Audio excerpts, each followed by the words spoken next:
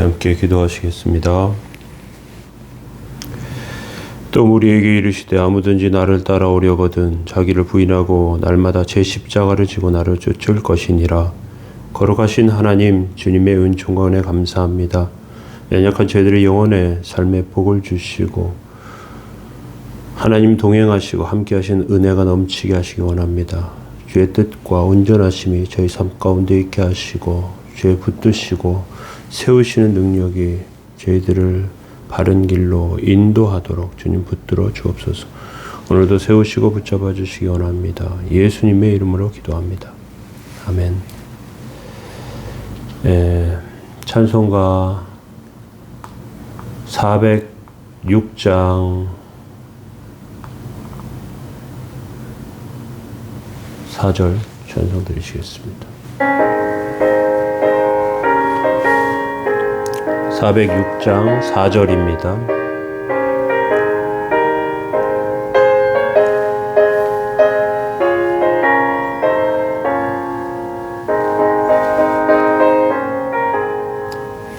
능치 못한 것 주께 없으니 나의 일생을 주께 맡기면 나의 모든 짐 대신 지시는 주의 영원한 팔을 의지해 주의 영원하신 팔 함께 하사 항상 나를 붙드시니 어느 곳에 가든지 요동하지 않음은 주의 팔을 의지함이라.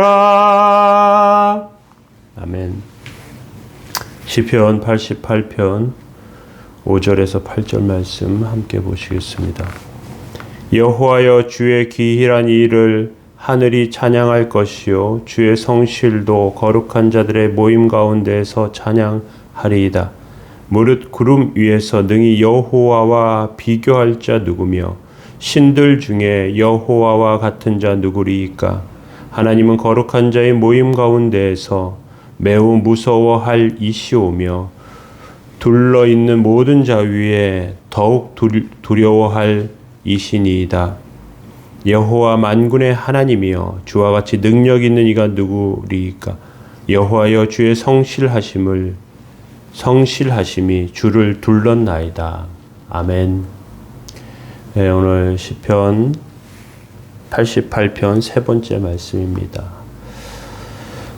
위대하신 하나님에 대해서 말하고 있는 88편에 오늘 세 번째로 포로 생활 중 다시 하나님을 발견하는 이스라엘에 대해서 살펴보기를 원합니다.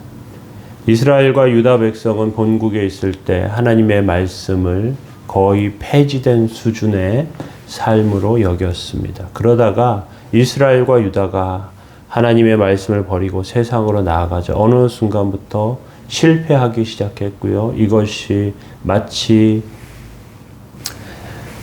뚝에 작은 구멍에 물이 졸졸졸 새다가 그 뚝을 터뜨려 버리는 것처럼 도저히 막을 수 없는 지경에 이르게 됩니다. 롤러코스터를 탈 때 처음엔 틱틱틱틱틱 올라가다가 떨어지기 시작하면 올라갔던 중력의 힘으로 이제 막 돌아가는 것처럼 이제 걷잡을 수 없는 상태가 되죠. 하늘에서 땅으로 떨어지는 그런 두려움이 그들 가운데 찾아오게 되었습니다.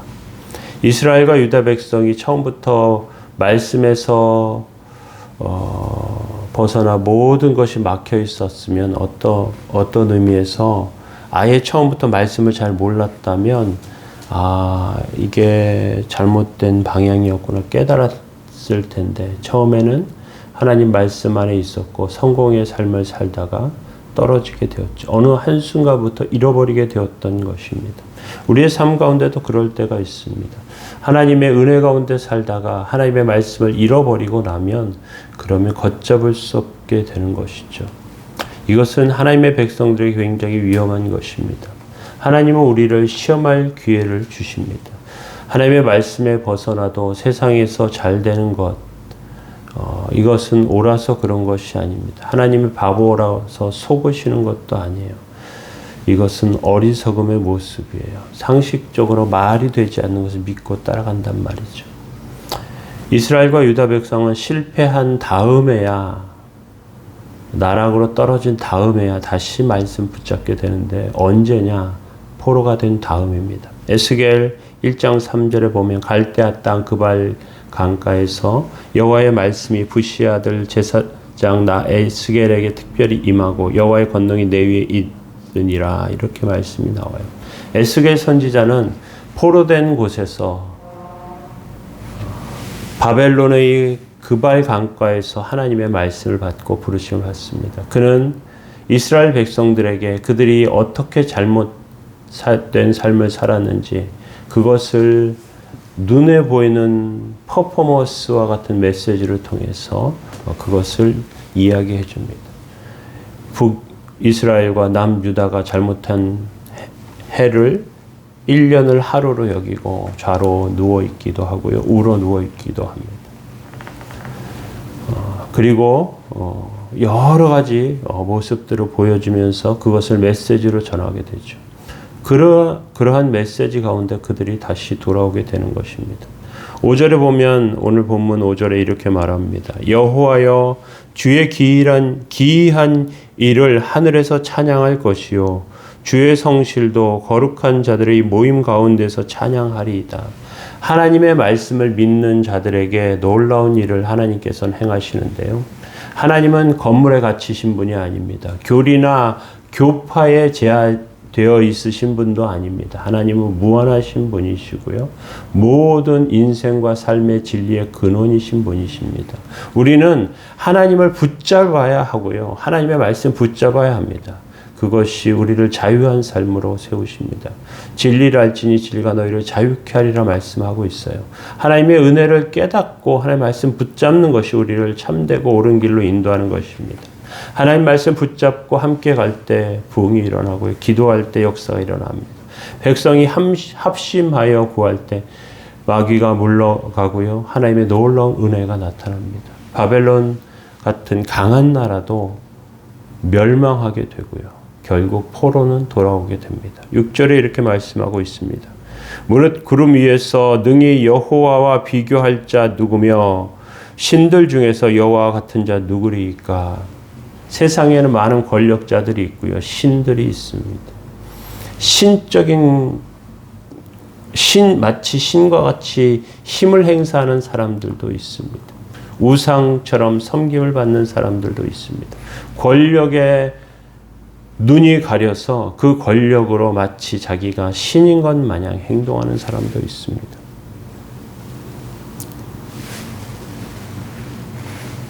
그런 힘을 가지고 사람을 죽이기도 하고요. 전쟁을 벌이기도 합니다. 그런데 진짜 신은 아닙니다. 여호와 하나님께서 참 하나님이시고 참 신이십니다. 세상의 권력자는 마귀이고요. 가짜입니다. 온 세상을 쥐고 흔드는 가짜 역사입니다. 하나님의 백성이 똑똑하지 못하면 가짜 신에게 속아서 전쟁에서 집니다.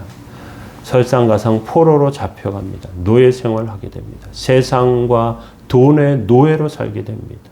노예 생활을 할 수밖에 없어요. 그런데 바벨론의 포로로 잡혀갔던 사람들 중에 다니엘과 세 친구가 있습니다. 사드락, 메삭, 아벳느고는 노예가 아니었습니다. 그들은 불에서 구원받았습니다. 다니엘은 사자굴에서 구원받았습니다. 다니엘서 6장에 보면 다니엘은 이렇게 고백합니다. 나의 하나님이 이미 그의 천사를 보내어 사자들의 입을 봉하셨으므로 사자들이 나를 상하지 못하여 싸우니 이는 나의 무죄함이 그 앞에 명백하오며 또 왕이여 나는 왕에게도 해를 끼치지 아니하였나이다 하니라.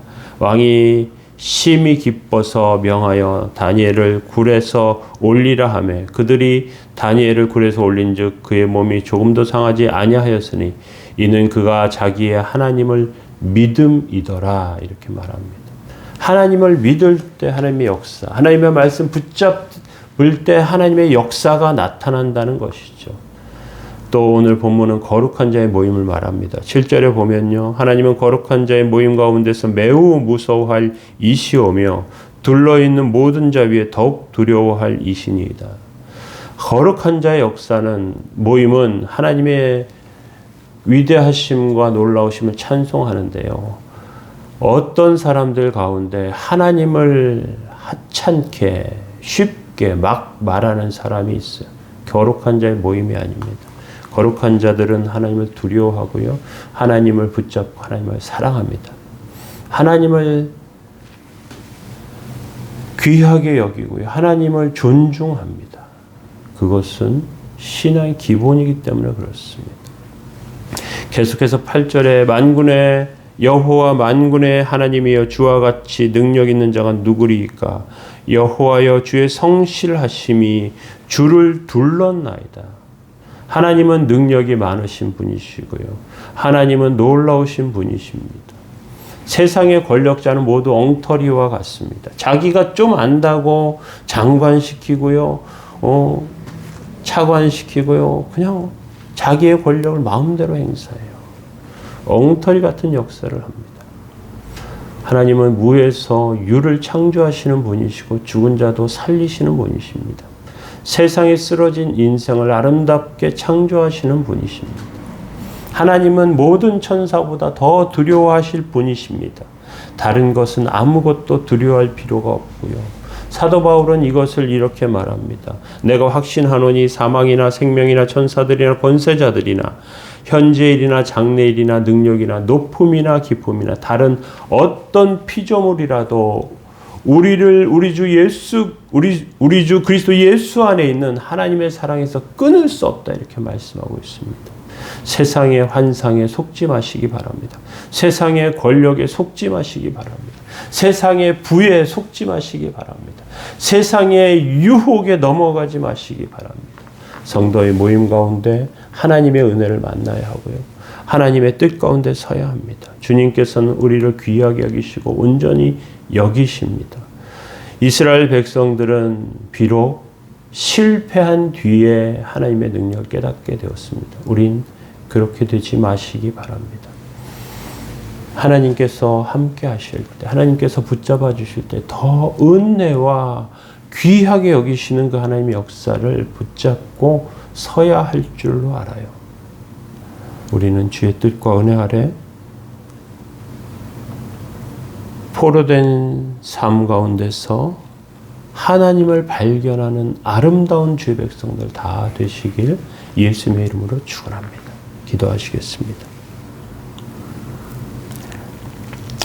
또 우리에게 이르시되 아무든지 나를 따라오려거든 자기를 부인하고 날마다 제 십자가를 지고 나를 쫓을 것이니라. 거룩하신 하나님, 저희들의 삶 가운데 주의 은총과 은혜를 허락하심을 감사드립니다.